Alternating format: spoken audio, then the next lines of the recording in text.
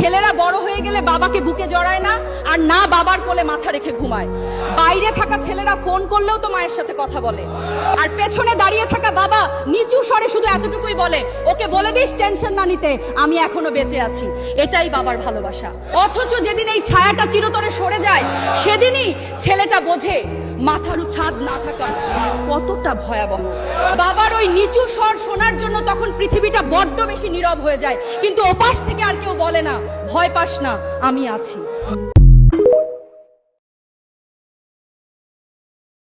মানুষের ঘরত আলেম পয়দা হয়, মৌলানা পয়দা হয়, হাফেজ পয়দা হয়, আর মোর ঘরত একটা জারুয়া পয়দা হয়েছে। এই জারুয়ার সাথে মুই পাং না। বিয়ান বেলায় যে ভুঁই বাড়ির ছাড় নিয়ে আসছেন, খায়া আসবেন নন? তোমার জন্য ফির ভাত নিয়ে মুই ভুঁই বাড়িতে আসিম। এই মোর শালি মন্দির বেডি, তোক ভুঁই বাড়িত ভাত নিয়ে আসবে আর কইছে কাই?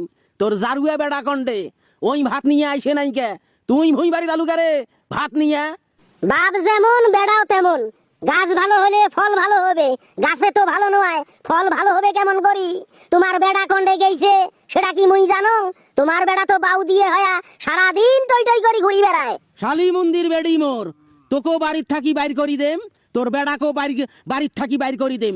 এই দুইটার কারণে সংসারটা মোর হোঙ্গা হয়েছে। এই সংসারটা খালি ডাইবারে নাচছে, সংসার উজায় না। বেড়ার সাথে মারবার বান না, মোর এড়ে আসিয়া উষ্টে খান। তোমার বেড়াক তোমরা শাসন করবেন। এলা ভাত খাইবেন না ভাত নিয়ে যান? শাড়ির বেলা ভাড়িত। শারমিন, শারমিন কোথায় তুমি? আমি এখানে। আরে তুমি তরকারি কেন বন্ধ করো? খুশির একটা খবর আছে। কি খুশির খবর? তুমি কি লটারি দিচ্ছ নাকি? আরে না, কিসের লটারি? এর থেকে বড় খুশির খবর।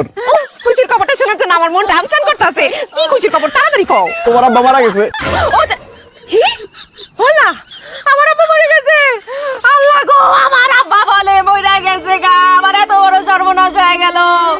আমার এদিন করে আমার আব্বা চলে গেল, এখন আবার কি হইব? কে আমারে? শারমিন, এরকম একটা খুশির দিনে তুমি মরা কান্না শুরু করলা কেন? চুপ করো।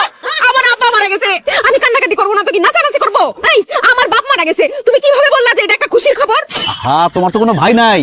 তোমার বাবার সহায় সম্পত্তির মালিক এখন কে হবে? তার মেয়ের জামাইরা। আর একজন মেয়ের জামাই হিসেবে এটা আমার জন্য খুশির খবর না? আমার আব্বা মরে গেছে আর সে আছে সম্পত্তি লইয়া। আমি এতদিন এই দিনটার অপেক্ষায় ছিলাম যে কবে তোমার বাবার সহায় সম্পত্তির মালিক হবো আমি। আমার যে কি খুশি লাগতেছে।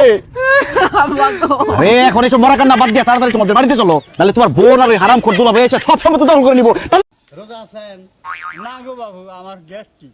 এই গ্যাস্ট্রিক তো শুনতেছি সরু গাল গন্ডে খালি রোজার মাসে হলে গ্যাস্ট্রিক হয়, রোজার মাসে পেটের ব্যথা, রোজার মাসে বমি আহে। এটা খালি ছোট গাল গন্ডে শুনতেছি, বড় হয়ে গেলাম।